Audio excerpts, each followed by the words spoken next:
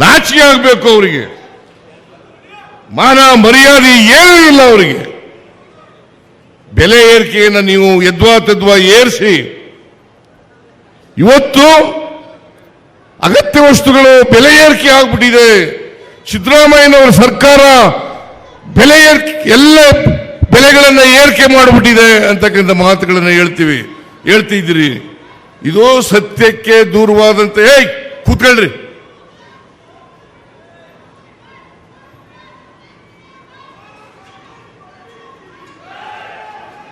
ಯಾರ್ರೀ ಅವರು?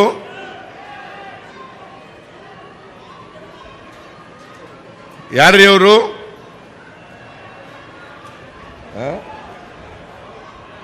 ಯಾರು?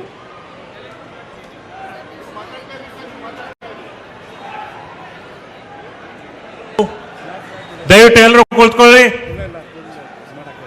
ದಯವಿಟ್ಟು ಪೊಲೀಸರು ಅದೇನು ನೋಡ್ಕೊಳ್ಳಿ. ದಯವಿಟ್ಟು ಎಲ್ಲರೂ ಕುಳಿತುಕೊಳ್ಳಿ. ಈ ಕಡೆ ಸನ್ಮಾನ್ಯ ಮುಖ್ಯಮಂತ್ರಿಗಳು ಮಾತನಾಡ್ತಿದ್ದಾರೆ. ದಯವಿಟ್ಟು ಈ ಕಡೆ ಎಲ್ಲರೂ ಕುಳಿತುಕೊಳ್ಳಿ. ಅಲ್ಲೇನಿಲ್ಲ, ನೋಡ್ತಾ ಇದ್ದಾರೆ. ಅದು ಕಾಂಗ್ರೆಸ್ ಪಕ್ಷಕ್ಕೆ, ಕಾಂಗ್ರೆಸ್ ಪಕ್ಷಕ್ಕೆ ಬೋಲೋ ಭಾರತ್ ಮಾತಾ ಕಿ. ಪೊಲೀಸ್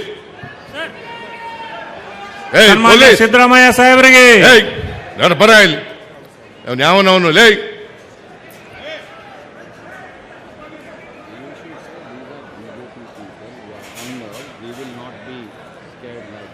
ನೋ ನೋ ನೋ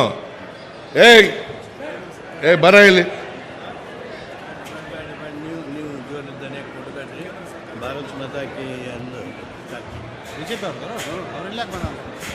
ಬರ ಇಲ್ಲಿ ಯಾವನವನು SP ಏನ್ ಮಾಡ್ತಾ ಇದ್ದೀರಿ ನೀವು?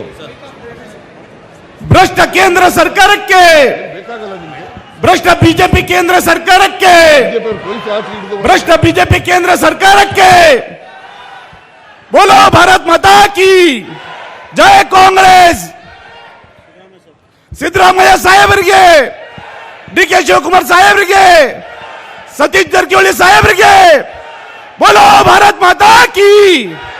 ದುಷ್ಟ ಬಿಜೆಪಿ ಕೇಂದ್ರ ಸರ್ಕಾರಕ್ಕೆ. ದಯವಿಟ್ಟು ಎಲ್ಲರೂ ಶಾಂತ ರೀತಿಯಿಂದ ಕುಳಿತುಕೊಳ್ಳಿ. ಕುಳಿತುಕೊಳ್ಳ್ರಿ. ಎಲ್ಲರೂ ಕೂತ್ಕೊಳ್ಳಿ ಪ್ಲೀಸ್. ಕೂತ್ಕೊಳ್ರಿ. ಬಿಜೆಪಿಯವರು, RSSನವರು ಎಲ್ಲ ಕಡೆ ಇದೇ ರೀತಿ ಶಾಂತಿಯನ್ನು ಕರಡ್ತಕ್ಕಂಥ ಕೆಲಸವನ್ನ ಮಾಡ್ತಾರೆ.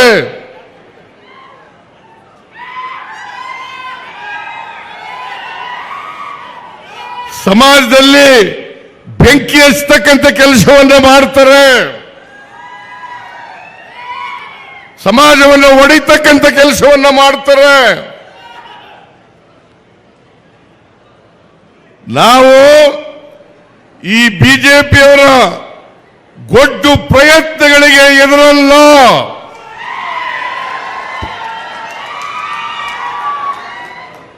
ಇವರನ್ನ ಸಾರ್ವಜನಿಕವಾಗಿ ಎದುರಿಸ್ತಕ್ಕಂಥ ಶಕ್ತಿ ನಮಗಿದೆ ಅಂತಕ್ಕಂಥದನ್ನ ಅವರಿಗೆ ತಿಳಿಸಲಿಕ್ಕೆ ಬಯಸ್ತಾ ಇದ್ದೇನೆ. ನಮ್ಮ ಕಾರ್ಯಕರ್ತರಿಗೆ ನಾವು RSSನವರನ್ನ, ಬಿಜೆಪಿಯವರನ್ನ ನೋಡ್ಕೊಳ್ಳಿ ಅಂತ ಹೇಳಿದ್ರು ಸಾಕು. ಅವರು ಬಾಲ ಬಿಚ್ಚಲಿಕ್ಕೆ ಸಾಧ್ಯ ಇಲ್ಲ.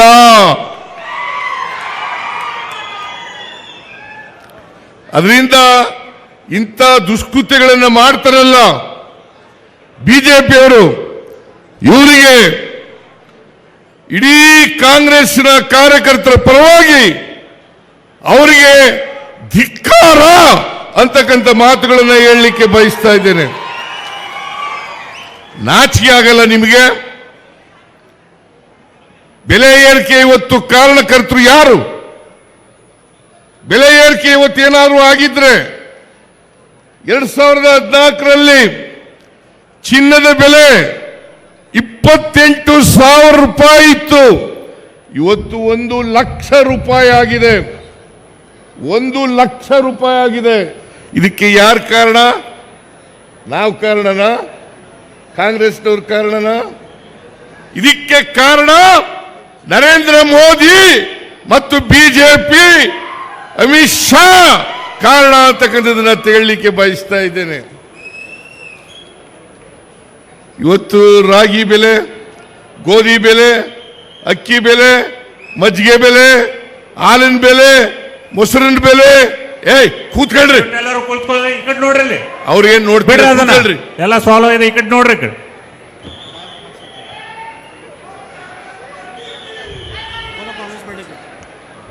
ಕಾಂಗ್ರೆಸ್ ಪಕ್ಷಕ್ಕೆ. ದಯವಿಟ್ಟು ಎಲ್ಲರೂ ಈ ಕಡೆ ನೋಡಿ.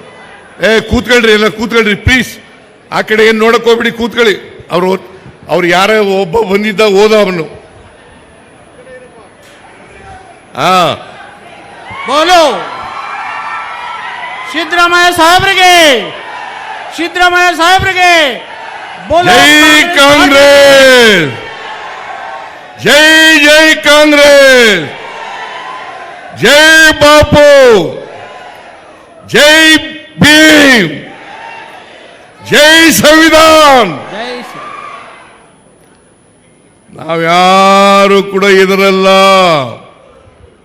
ಮತ್ತೆ ಈ ನಿಮ್ಮ ಕೇಂದ್ರ ಸರ್ಕಾರ ಬೆಲೆ ಏರಿಕೆಯನ್ನು ಮಾಡಿದೆ, ಅದರ ವಿರುದ್ಧ ಪ್ರತಿಭಟನೆಯನ್ನು ನಿಲ್ಲಿಸಲ್ಲ. ನಿಮಗೆ ನಾಚಿಕೆ ಆಗಬೇಕು. ಅಧಿಕಾರದಲ್ಲಿದ್ರಿ 4 ವರ್ಷಗಳ ಕಾಲ. 2023ರಲ್ಲಿ ನಡೆದಂತ ವಿಧಾನಸಭಾ ಚುನಾವಣೆಯಲ್ಲಿ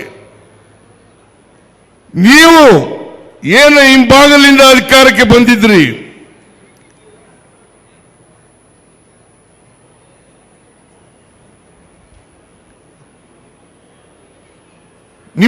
ನಿಮ್ಮನ್ನ ಸೋಲಿಸಿ 136 ಸ್ಥಾನಗಳನ್ನು ನಮಗೆ ಕೊಟ್ಟರು.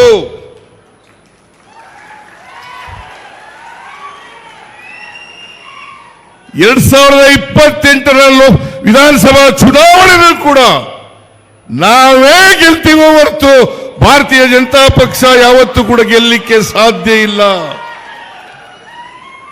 ನೀವು 2008, 2018, 2023 ಯಾವಾಗ ಜನರ ಆಶೀರ್ವಾದವನ್ನು ಪಡೆದು ಅಧಿಕಾರಕ್ಕೆ ಬಂದಿದ್ರಿ ಹೇಳಿ ನೋಡೋಣ.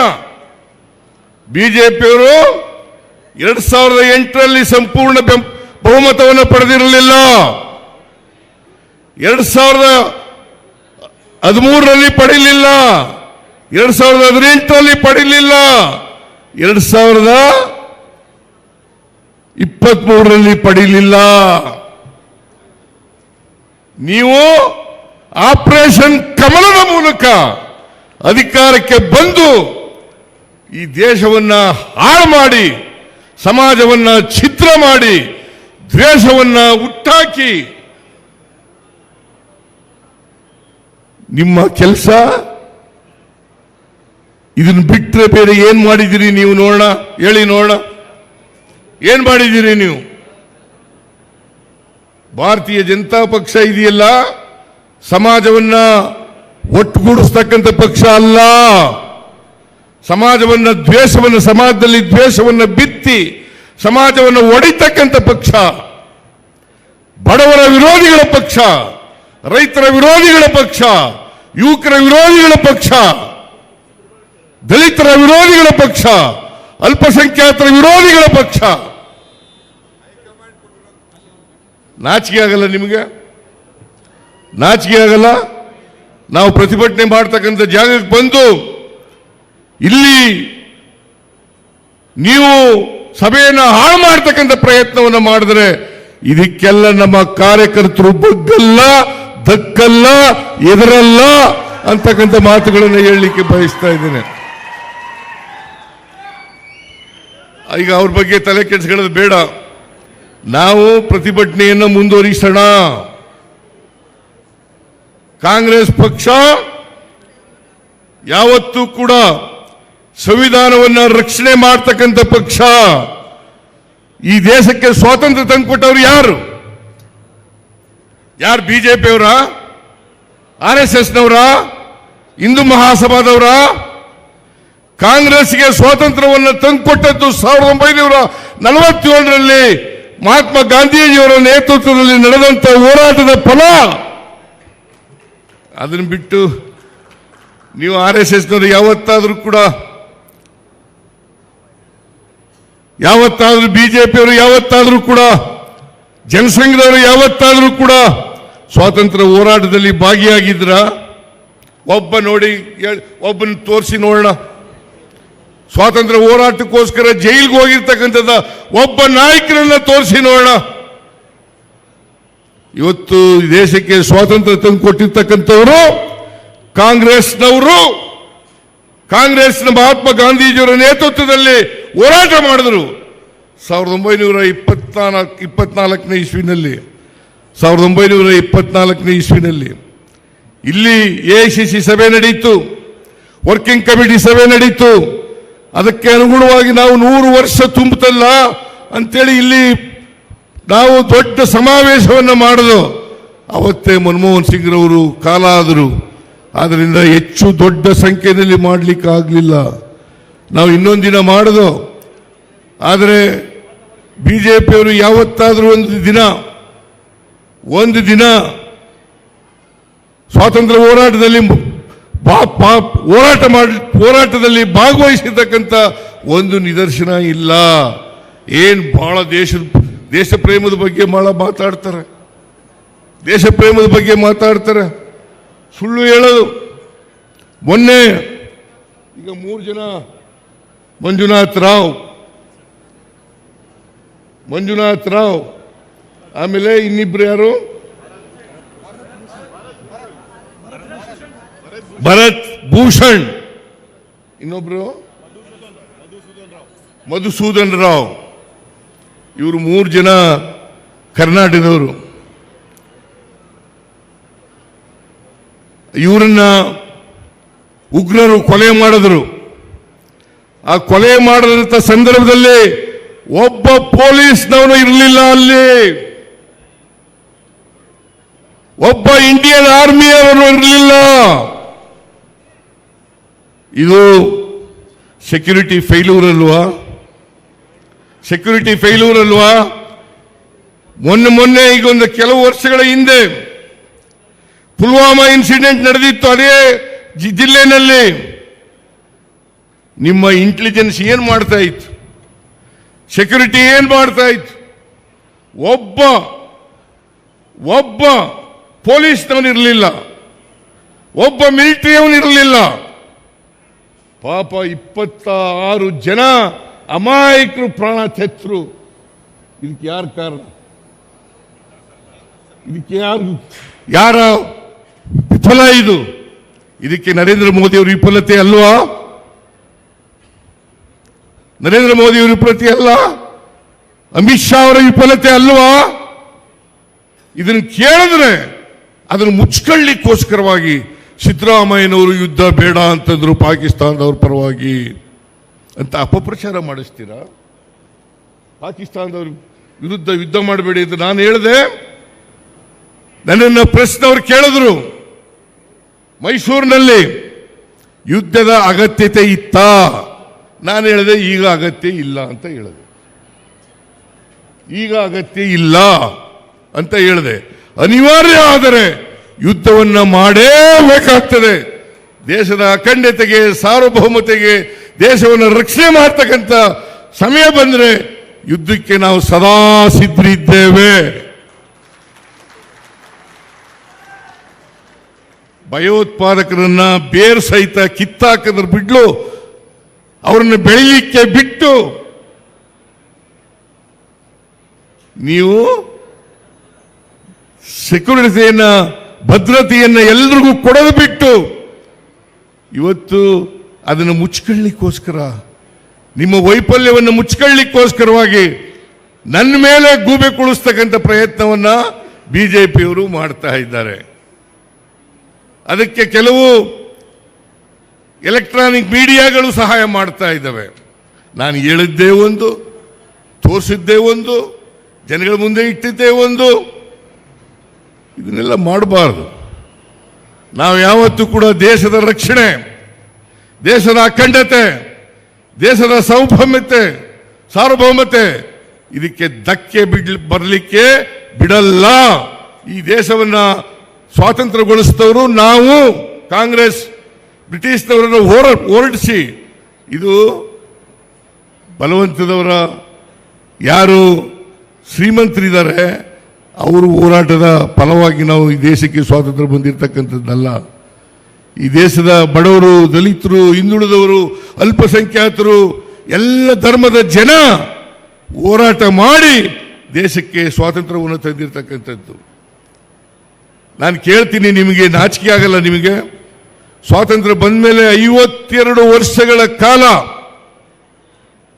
ಇವರು RSS ಕಚೇರಿನಲ್ಲಿ ಭಾರತದ ಧ್ವಜ ಹಾರಿಸಿರಲಿಲ್ಲ. 52 ವರ್ಷಗಳ ಕಾಲ ಭಾರತದ ಧ್ವಜ ಹಾರಿಸಿರಲಿಲ್ಲ. ನಾಚಿಕೆ ಆಗಲ್ಲ ನಿಮಗೆ ದೇಶದ ಬಗ್ಗೆ ಮಾತಾಡೋಕ್ಕೆ? ಮಾನ ಮರ್ಯಾದೆ ಏನಾದ್ರು ಇದೆಯಾ ನಿಮಗೆ? 52 ವರ್ಷಗಳ ಕಾಲ ಬಿಜೆಪಿ ಕಚೇರಿನಲ್ಲಿ ಭಾರತದ ಧ್ವಜವನ್ನು ಆರಿಸಿರಲಿಲ್ಲ. ನಿಮಗೆ ನಾಚಿಕೆ ಆಗಲ್ಲ? ನಾವು 4 ರೂಪಾಯಿ ಹಾಲಿನ ಬೆಲೆ ಏರಿಸಿದ್ರೆ ಅದನ್ನು ನೇರವಾಗಿ ನಮ್ಮ ಸರ್ಕಾರಕ್ಕೆ ಏನು ಬರಲ್ಲ. ಅದು ರೈತರಿಗೆ ಕೊಡ್ತಕ್ಕಂಥ ಬೆಲೆ, ರೈತರಿಗೆ ವರ್ಗಾವಣೆ ಮಾಡ್ತಕ್ಕಂಥ ಹಣ ಅದು. ಅಷ್ಟಾದರೂ ಕೂಡ ಬೇರೆ ರಾಜ್ಯಗಳು, ಪಕ್ಕದ ರಾಜ್ಯಗಳಿದ್ದಾವಲ್ಲ, ಆಂಧ್ರ ಪ್ರದೇಶ್, ತೆಲಂಗಾಣ, ಮಹಾರಾಷ್ಟ್ರ, ತಮಿಳುನಾಡು, ಕೇರಳ, ಆ ರಾಜ್ಯಗಳಿಗಿಂತ ಕಡಿಮೆ ಇದೆ ಹಾಲಿನ ಬೆಲೆ, ಮಾರಾಟದ ಬೆಲೆ ಬೆಲೆ ಕಡಿಮೆ ಇದೆ. ಬಸ್ಸಿನ ದರ ಆ ರಾಜ್ಯಗಳಿಗಿಂತ ಕಡಿಮೆ ಇದೆ. ನಾವು ಪೆಟ್ರೋಲ್, ಡೀಸೆಲ್ ಬೆಲೆ, ಪೆಟ್ರೋಲ್ ಬೆಲೆ ಆ ರಾಜ್ಯಗಳಿಗಿಂತ ಕಡಿಮೆ ಇದೆ. ಕರ್ನಾಟಕದಲ್ಲಿ ಇರ್ತಕ್ಕಂಥದ್ದು ಡೀಸೆಲ್ ಬೆಲೆ ಇರ್ಬೋದು, ಪೆಟ್ರೋಲ್ ಬೆಲೆ ಇರ್ಬೋದು. ಇವತ್ತೆಷ್ಟಿದೆ ಪೆಟ್ರೋಲ್ ಬೆಲೆ?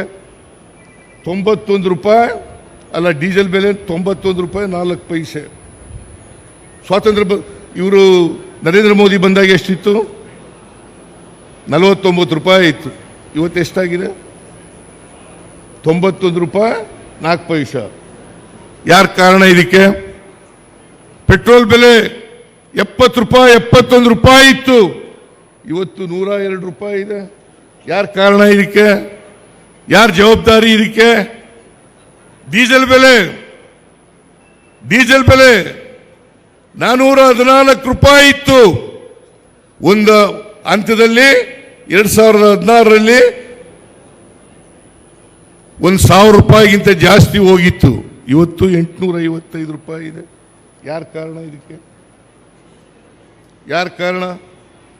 ಅಗತ್ಯ ವಸ್ತುಗಳು ಇವತ್ತು ಎಲ್ಲ ಏರ್ಬೇಕಾದ್ರೆ ಮಿಸ್ಟರ್ ನರೇಂದ್ರ ಮೋದಿ ಕಾರಣ, ಅವರ ಸರ್ಕಾರ ಕಾರಣ. 11 ವರ್ಷಗಳಲ್ಲಿ ಈ ಬೆಲೆ ಎಲ್ಲ ಏರಿಕೆಯಾಗಿದೆಯಲ್ಲ, ಜನರ ಮೇಲೆ ಬರೆ ಹಾಕಿದಿರಲ್ಲ. ಮನಮೋಹನ್ ಸಿಂಗ್ನವ್ರ ಕಾಲದಲ್ಲಿ ಕಾರ್ಪೊರೇಟ್ ಟ್ಯಾಕ್ಸ್ 30% ಇತ್ತು, ಇವತ್ತು 22% ಇದೆ. 8% ಕಡಿಮೆ ಆಯಿತು. ಯಾಕೆ ಕಡಿಮೆ ಆಯಿತು? ಕಾರ್ಪೊರೇಟ್ ಬಾಡಿಗಳಿದಾವಲ್ಲ, ಕಾರ್ಪೊರೇಟ್ ಸಂಸ್ಥೆಗಳು, ಅವುಗಳ ಮೇಲಿನ ತೆರಿಗೆ ಮನಮೋಹನ್ ಸಿಂಗ್ನಿದ್ದಾಗ 30% ಇತ್ತು, ಈಗ 22%, 8% ಕಡಿಮೆ ಆಯಿತು. ಅವ್ರ ಬೆಲೆ ಕಡಿಮೆ ಮಾಡ್ತೀರಿ, ಅವ್ರ ಮೇಲೆ ತೆರಿಗೆಯನ್ನು ಕಡಿಮೆ ಮಾಡ್ತೀರಿ. ಕಾರ್ಪೊರೇಟ್ ಬಾಡಿಗಳ ಮೇಲೆ, ಬಡವರ ಮೇಲೆ ತೆರಿಗೆಯನ್ನು ಹೆಚ್ಚು ಮಾಡ್ತೀರಿ. ಪೆಟ್ರೋಲ್ ಡೀಸೆಲ್ ಮೇಲೆ ಜಾಸ್ತಿ ಮಾಡ್ತೀರಿ, ಗ್ಯಾಸ್ ಬೆಲೆ ಜಾಸ್ತಿ ಮಾಡ್ತೀರಿ. ನಾಚಿಕೆ ಆಗಲ್ಲ ನಿಮಗೆ? ನಾವು ಸುಮ್ಮನೆ ಕೂರಲ್ಲ. ಹೋರಾಟ, ಪ್ರತಿಭಟನೆ ಮಾಡೋದು ಹೊಸದಲ್ಲ ಕಾಂಗ್ರೆಸ್ಸಿಗೆ. ನೀವು ಅರ್ಥ ಮಾಡ್ಕೋಬೇಕಾಗ್ತದೆ. ನೀವು ಶ್ರೀಮಂತರ ಪರವಾಗಿರ್ತಕ್ಕಂಥವ್ರು, ಕಾರ್ಪೊರೇಟ್ ಬಾಡಿಗಳ ಪರವಾಗಿರ್ತಕ್ಕಂಥವ್ರು, ಇಂಡಸ್ಟ್ರಿಯಲಿಸ್ಟ್ಗಳ ಪರವಾಗಿರ್ತಕ್ಕಂಥವ್ರು, ಇವರು ನಮಗೆ ಪಾಠ ಹೇಳ್ಕೊಡ್ಬೇಕಾಗಿಲ್ಲ. ನಾವು 2013ರಿಂದ 2018ವರೆಗಿರುವಾಗ ಅನೇಕ ಕಾರ್ಯಕ್ರಮಗಳನ್ನು ಬಡವರ ಪರವಾಗಿ ಮಾಡೋದು. ಇಂದಿರಾ ಕ್ಯಾಂಟೀನ್ ಏನಾಗಿತ್ತು? ಕೃಷಿ ಭಾಗ್ಯ ಕಾರ್ಯಕ್ರಮ ಏನಾಗಿತ್ತು ನಿಮ್ಮ ಕಾಲದಲ್ಲಿ? ಏನಾಗಿತ್ತು ನಿಮ್ಮ ಕಾಲದಲ್ಲಿ? ಇಂದಿರಾ ಕ್ಯಾಂಟೀನ್ ಏನಾಗಿತ್ತು? ಇವತ್ತು 5 ಗ್ಯಾರಂಟಿ ಯೋಜನೆಗಳನ್ನ ನಾವು ಚುನಾವಣಾ ಸಂದರ್ಭದಲ್ಲಿ ಮಾತು ಕೊಟ್ಟಿದ್ದು. 5 ಗ್ಯಾರಂಟಿ ಯೋಜನೆಗಳನ್ನು ಸರ್ಕಾರಕ್ಕೆ ಬಂದ ತಕ್ಷಣ ಜಾರಿ ಮಾಡ್ತೀವಿ ಅಂತೇಳಿ ಮೇನಲ್ಲಿ ನಾವು ಅಧಿಕಾರಕ್ಕೆ ಬಂದು ಜೂನ್ನಲ್ಲಿ ಶಕ್ತಿ ಯೋಜನೆ ಜಾರಿಯಾಯಿತು. ಜುಲೈನಲ್ಲಿ ಅನ್ನಭಾಗ್ಯ ಗೃಹ ಜ್ಯೋತಿ ಕಾರ್ಯಕ್ರಮ ಜಾರಿಯಾಯಿತು. ಆಗಸ್ಟ್ನಲ್ಲಿ ಗೃಹಲಕ್ಷ್ಮಿ ಕಾರ್ಯಕ್ರಮ ಜಾರಿಯಾಯಿತು. ಜನವರಿನಲ್ಲಿ ಯುವ ನಿಧಿ ಕಾರ್ಯಕ್ರಮ ಜಾರಿಯಾಯಿತು. ಒಂದೇ ವರ್ಷದೊಳಗಡೆ ಎಲ್ಲ ಗ್ಯಾರಂಟಿ ಯೋಜನೆಗಳನ್ನು ಕೂಡ ಜಾರಿ ಮಾಡಿದ್ದೀವಿ. ಇವತ್ತೇನಾದರೂ ನುಡಿದಂತೆ ನಡೆದಿರ್ತಕ್ಕಂಥ ಸರ್ಕಾರ ಕರ್ನಾಟಕದಲ್ಲಿ ಇದ್ರೆ ಅದು ಕಾಂಗ್ರೆಸ್ ಪಕ್ಷ ಮಾತ್ರ. ನುಡಿದಂತೆ ನಡೆದಿರ್ತಕ್ಕಂಥ ಪಕ್ಷ ಕಾಂಗ್ರೆಸ್ ಪಕ್ಷ. ಇವತ್ತು ನಾವೇನು ಹೇಳ್ತೀವಿ, ಭಾರತೀಯ ಜನತಾ ಪಕ್ಷದವರು ಸುಳ್ಳು ಹೇಳ್ಕೊಂಡು ತಿರುಗಾಡ್ತಾರೆ. ನಮ್ಮ ಮೇಲೆ ಇಲ್ಲದ ಆಪಾದನೆಗಳನ್ನು ಮಾಡೋದು, ಅಪಪ್ರಚಾರ ಮಾಡ್ತಕ್ಕಂಥದ್ದು.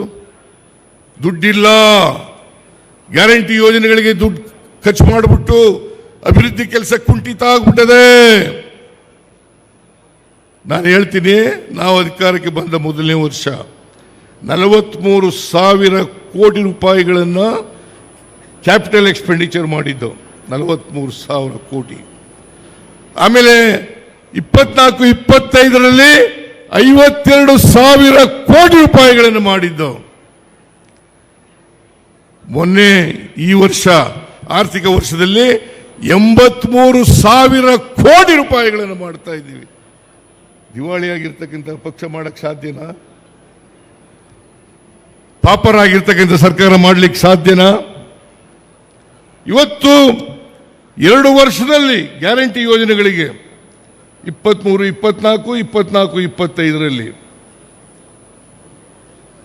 2 ವರ್ಷದಲ್ಲಿ 80,000 ಕೋಟಿ ರೂಪಾಯಿಗಳನ್ನು ಯೋಜನೆಗಳಿಗೆ ಖರ್ಚು ಮಾಡಿದ್ದೀವಿ. ಗ್ಯಾರಂಟಿ ಯೋಜನೆಗಳಿಗೆ 80,000 ಕೋಟಿ ರೂಪಾಯಿಗಳನ್ನು. ಇದ್ರ ಜೊತೆಗೆ ಈ ವರ್ಷ 83,000 ಕೋಟಿ ಕ್ಯಾಪಿಟಲ್ ಎಕ್ಸ್ಪೆಂಡಿಚರ್ನ ಖರ್ಚು ಮಾಡ್ತಾ ಇದ್ದೀವಿ. ಮತ್ತೆ 50,000 ಕೋಟಿಗೂ ಹೆಚ್ಚು ಯೋಜನೆಗಳಿಗೆ ಖರ್ಚು ಮಾಡ್ತಾ ಇದ್ದೀವಿ. ಸುಮಾರು 130 ಕೋಟಿಗೂ ಹೆಚ್ಚು ಹಣವನ್ನ ಅಭಿವೃದ್ಧಿ ಕೆಲಸಗಳಿಗೆ ಖರ್ಚು ಮಾಡ್ತಾ ಇದ್ದೀವಿ. ನೀರಾವರಿಗೆ ಎಷ್ಟು ಖರ್ಚು ಮಾಡ್ತೀವಿ ಗೊತ್ತಾ ನಿಮಗೆ? ಮೇಜರ್ ಅಂಡ್ ಮೀಡಿಯಂ ಇರಿಗೇಷನ್ಗೆ 22,000 ಕೋಟಿ, ಸಣ್ಣ ನೀರಾವರಿಗೆ 3,000 ಕೋಟಿ, ಒಟ್ಟು 25,000 ಕೋಟಿ ರೂಪಾಯಿಯನ್ನ 1 ವರ್ಷದಲ್ಲಿ ನೀರಾವರಿಗೆ ಖರ್ಚು ಮಾಡ್ತಾ ಇದ್ದೀವಿ. ಇದು ಗೊತ್ತಾಗಲ್ಲ ನಿಮಗೆ? ಗೊತ್ತಾಗಲ್ಲ ನಿಮಗೆ? ದಿವಾಳಿ ಆಗಿರ್ತಕ್ಕಂಥ ಸರ್ಕಾರ ಮಾಡಲಿಕ್ಕೆ ಸಾಧ್ಯ.